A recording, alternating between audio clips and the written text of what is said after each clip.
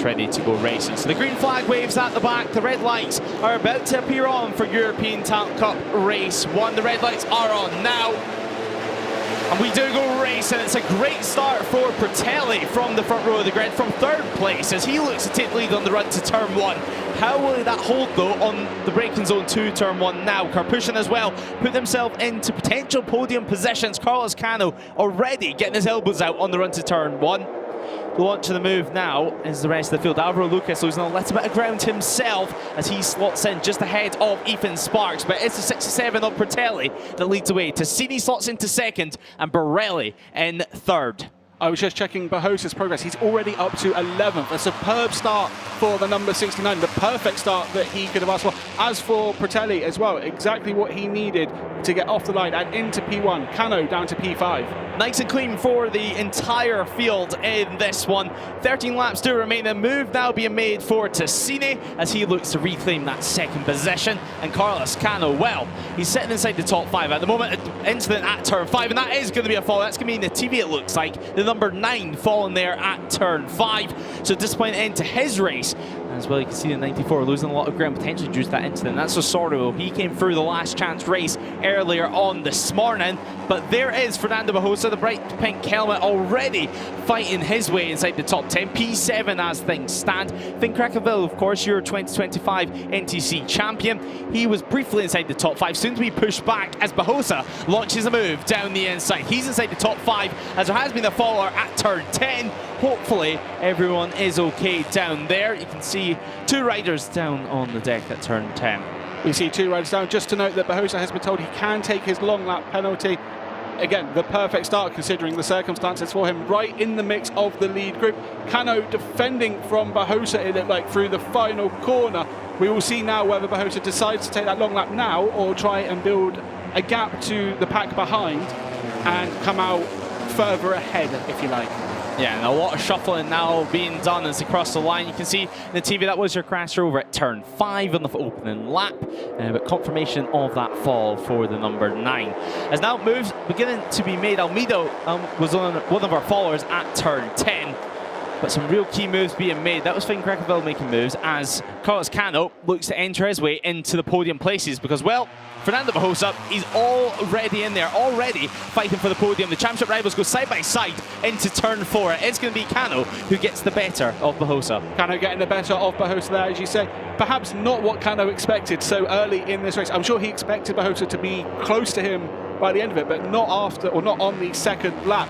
Of course, the pressure ramping up now for Cano and Bajosa. Bajosa, if he can get ahead, take the long lap and still remain in that top 4, who look like they've broken away as he makes the move into turn 7. A brave move there for Bajosa. Can he hold it through 8? He can, but Cano might be able to get a run into turn 9. Into turn 9 we go now. It's going to be all about the slipstream. You can see confirmation of the long lap penalties, of course, one of them being for Fernando Bajosa. And, well, he's going to have that to do. Remy San Juan has been given that double long lap for his bike stalling on the grid. Time to get that bike restarted.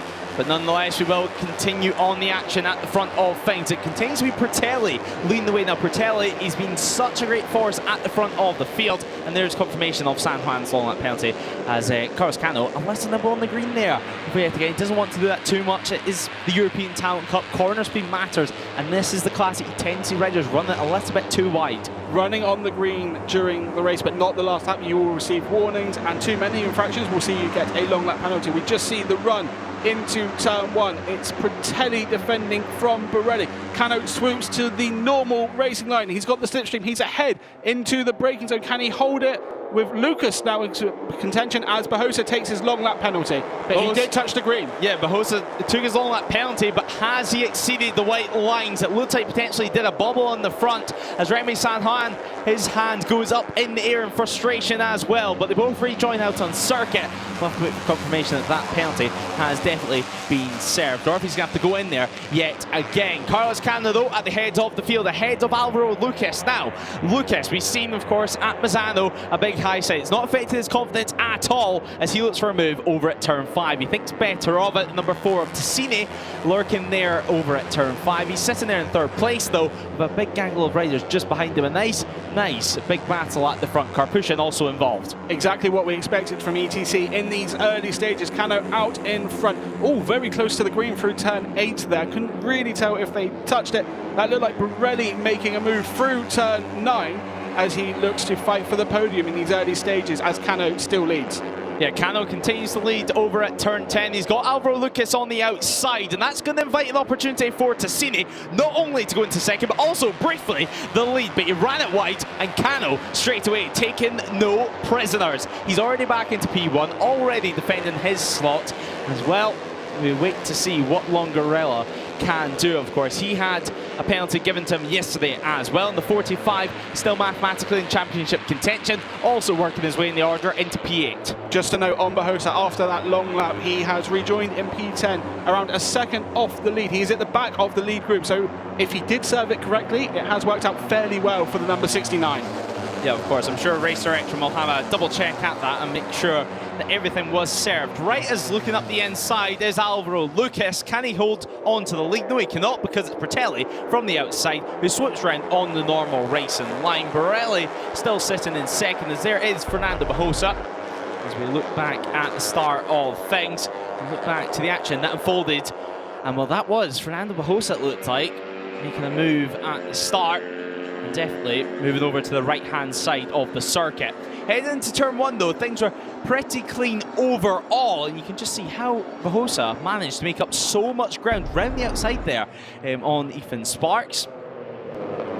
As now we do continue on, 10 laps do remain in the action. Karpushin getting moved back a few more positions, and that's now Alvaro Lucas ahead of him. Now number 51 of Dakigan just ahead as well, as Carlos Cano is back, as we do have a follower down there, and we wait to see exactly who that is.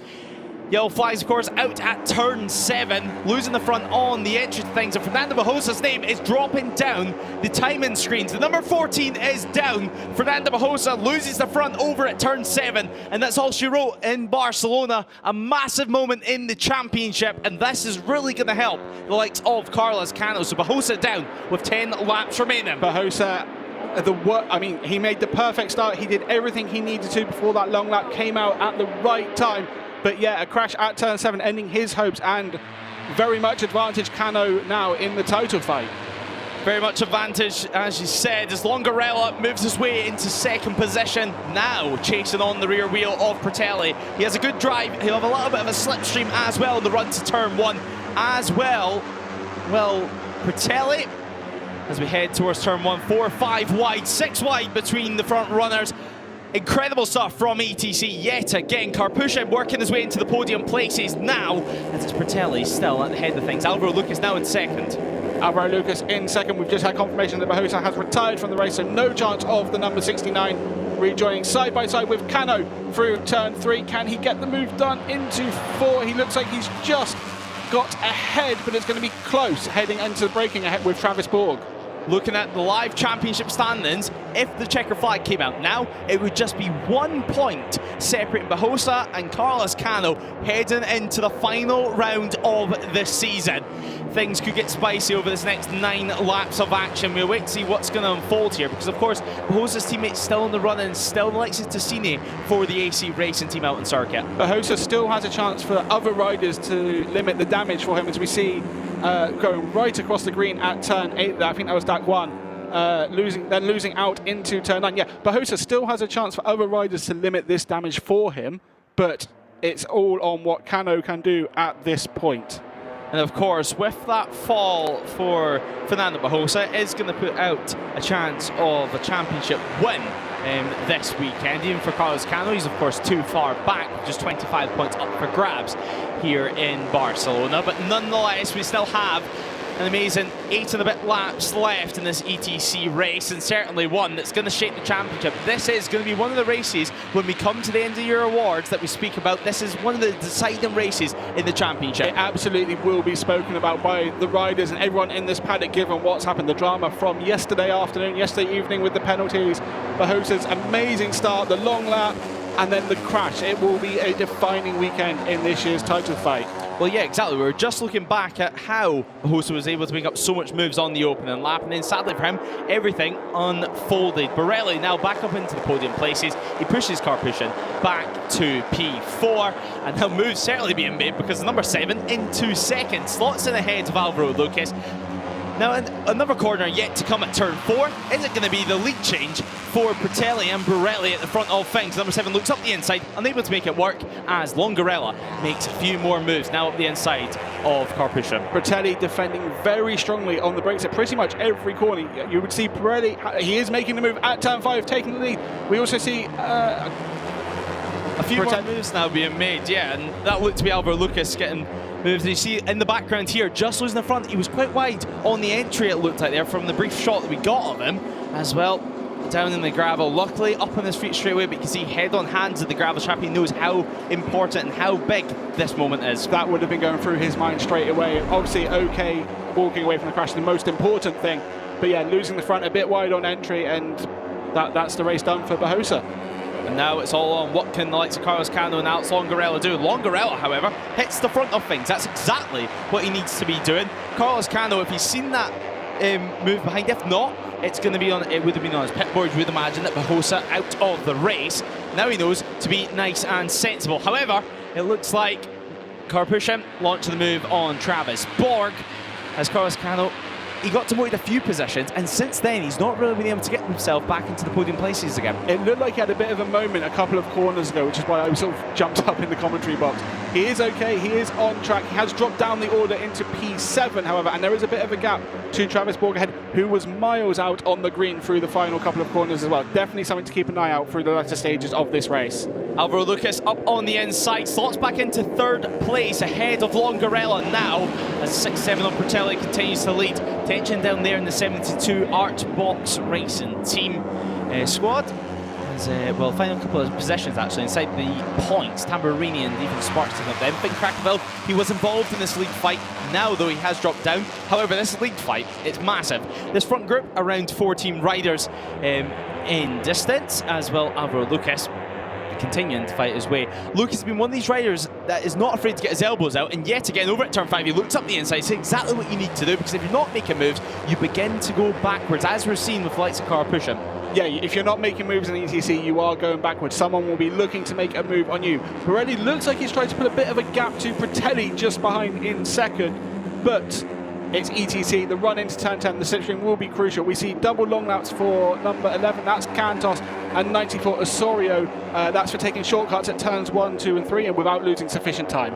Yeah, of course, you need to lose around a second in that sector, otherwise you will be slapped with a penalty for it, as you see a few more moves being made over at turn 10. Definitely a hot spot in the European Talent Cup class. It's a good opportunity just to get alongside in the braking zone, and at that point you hold all the cards. You can get up the inside at turn 10, but even if you can't, you can take vastly different lines through turns 10 and 11, and they converge into 12 where you can make the move. Bertelli on the inside of the final corner to take the lead briefly, at least on the run into turn 1, with Borelli currently just behind.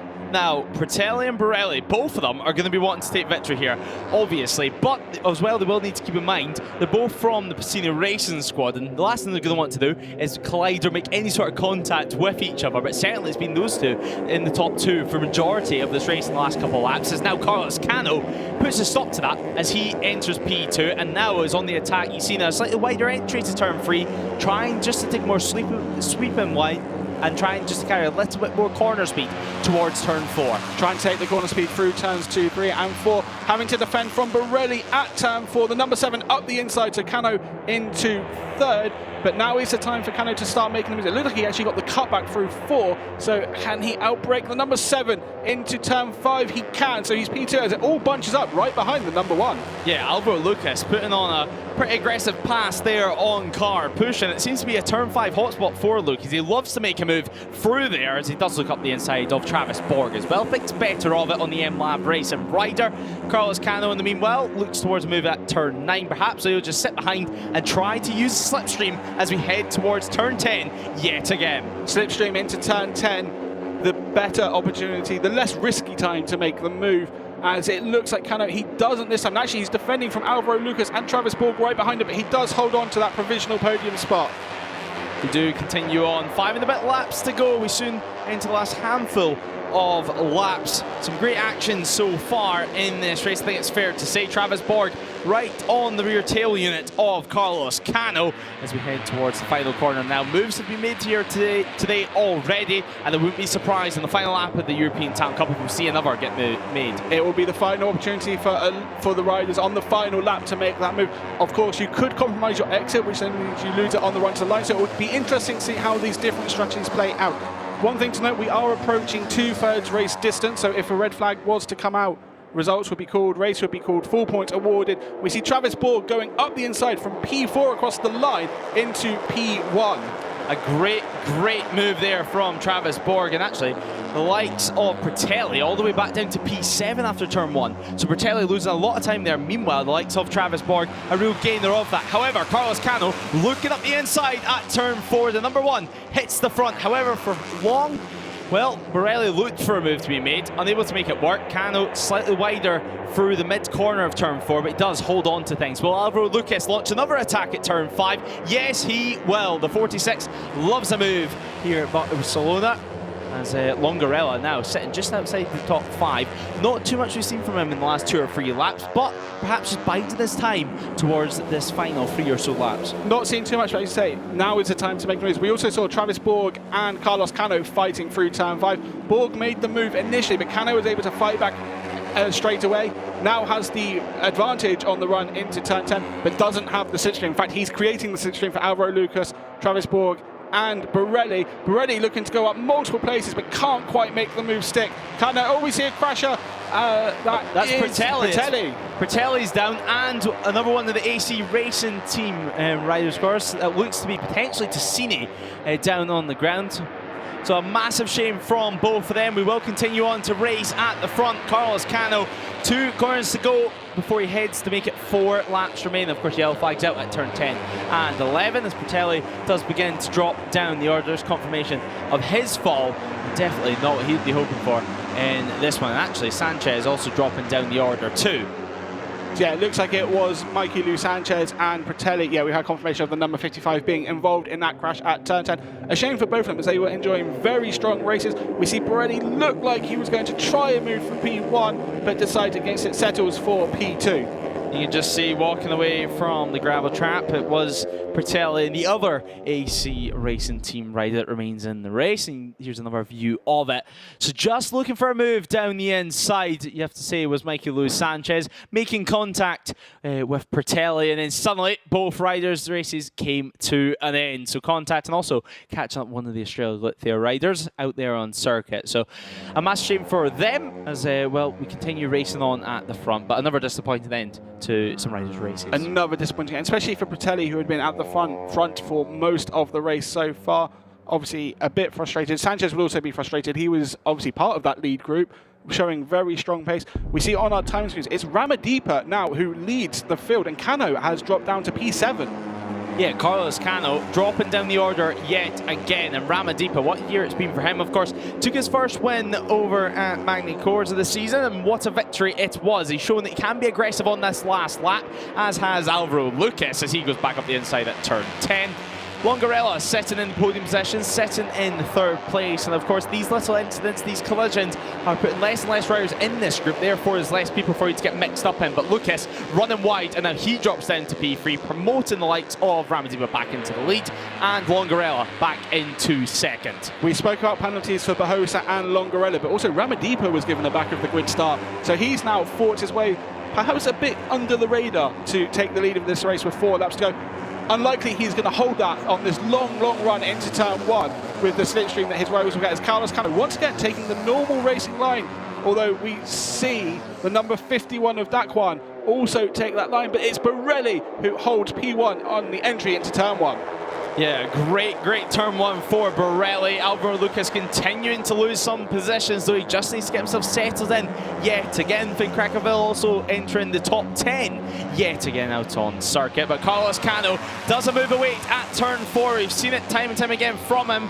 Travis Borg wide off the circuit in the background, but he does rejoin, and Longarella moves through briefly before being sat up by the number 1. To turn 5 we go now. Turn 5, a crucial moment. Are we going to see any moves? It looks like Longarella on the inside of Cano doesn't quite get it done.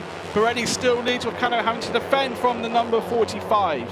Borelli's looking nice and comfortable at the front of this race. I think it's fair to say the number 7, he's looking nice and confident, and certainly over the line, just over 1/10 of a second he held. He's showing no signs of pressure. However, Tassini still in the running for the AC Racing team. A slight gap forming between himself and Longarella, but as we see time and time again in the European Talent Cup, as we go down the straights, usually those gaps close nicely. Those gaps will close nicely. As we see Longarella, does he make the move on Borelli? Not this time. Cano right behind in P3, up the inside at turn 11. Had to stand up a little bit, stays on the bike, but loses a couple of bike lengths to the number 45. He'll gain those back through the next couple of corners. Couple of corners left on this lap before we head to the penultimate circulation around this iconic circuit. It is going to be the dress rehearsal as we have a little replay, a little look back to this moment for Carlos Cano. Briefly lost the rear as he got on the power. Nice and, well, not nice and smooth, but nice and hard, and certainly for him, losing a little bit of ground. What can we do, though, on these final 2 laps? It's certainly building to be a showstopper in the European Talent Cup. Will it be Cano? Will it be Ramadhipa? Could it even be Tassini? We're going to have to wait and find out as Ramadhipa hits the front. Ramadhipa hitting the front at turn 1. We've seen him be at the front of the field throughout this race, despite that penalty that he was given. It's a remarkable comeback for the number 30. Tension in the 72 Motorsport Art box. Yeah, and certainly Carlos Cano's father watching on with a little bit of tension. I think it's fair to say, watch his son do battle out on circuit. Currently, Cano showing his 4th for the timing screens, but sitting around 6th or 7th position out on circuit. A big moment there for the number 51. Cano's going to take advantage of that as Longarella also looks up the inside at turn 5. It's full on elbows out action. Nobody taking anyone from prisoners for this one. Karpushin up into 2nd as well. He's gone under the radar after fighting his way from about 5th or 6th position. He has gone under the radar, but now, as we said before, last couple of laps, this is the time to get in position to make the move on that final lap. We see Lucas having a potential look at turn 9. Doesn't look like he made the move 6. Carlos Cano on the run into turn 10 will probably need to get ahead of Tassini here. He goes up the inside, under braking, sliding his way in, and again, very close to the number 4 there. Very close at turn 10. Lines merging into one yet again. And Longarella, he does slot back into 3rd. He does wait a little bit longer. This is the dress rehearsal and it is now over. It's all time. It's time for elbows out action at the front of things for the European Talent Cup. Remember, the sole race of the weekend. 25 points here in Barcelona before 25 points up for grabs in Valencia. The championship looks to be going to the final round. And well, what better way to decide this race than a last lap thriller. Ramadhipa leads over the line. They head towards turn 1 yet again. But Carlos Cano, the number 1, is on the attack. Watch for Alvaro Lucas as well on the 46 CF motor machine. Now tipping into turn 1 it is Carlos Cano who leads the way. Leading out of turn 1, he'll be vulnerable down into turn 5. You would think the field will close up on him, and if he remains in P1 into turn 10 especially, but Cano will want to be out in front. He'll look to try and build a gap. Maybe he can work with Ramadhipa, who's challenging him at the moment, heading into turn 4. We'll see what happens. Oh, there's a bit of contact between Ramadhipa and Borg there.